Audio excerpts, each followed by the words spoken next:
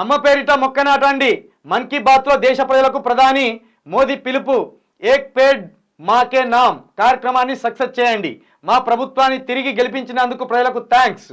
Araku coffee సహా భారతీయ ఉత్పత్తులకు విదేశాల్లో డిమాండ్. ఇండియన్ కల్చర్ ప్రొడక్ట్స్ విశ్వవ్యాప్తం అవుతున్నాయని మోదీ.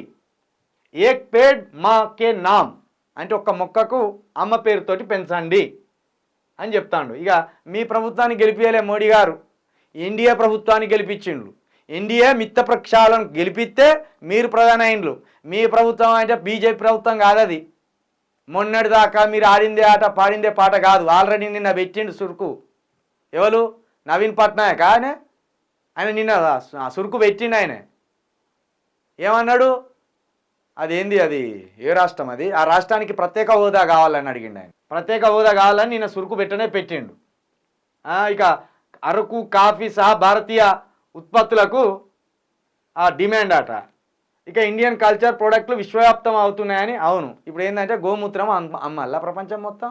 నీకు నూనెకే దిక్కులేక ఉక్రెయిన్ నుండి తెప్పించుకుంటున్నావు నూనె, గోధుమలకే దిక్కులేక ఉక్రెయిన్ నుండి రష్యా నుండి తెప్పించుకుంటున్నావు. రష్యా ఉక్రెయిన్ యుద్ధం సాగితే ఇక రేట్లు పెరిగిపోయినాయి, విశ్వవ్యాప్తం అవుతాయి. నీ ముఖం వ్యాప్తం అయితే ఎప్పుడైతే చూద్దానికి ఏ దిక్కు లేక అక్కంచెలు తెచ్చుకుంటాను. మళ్ళా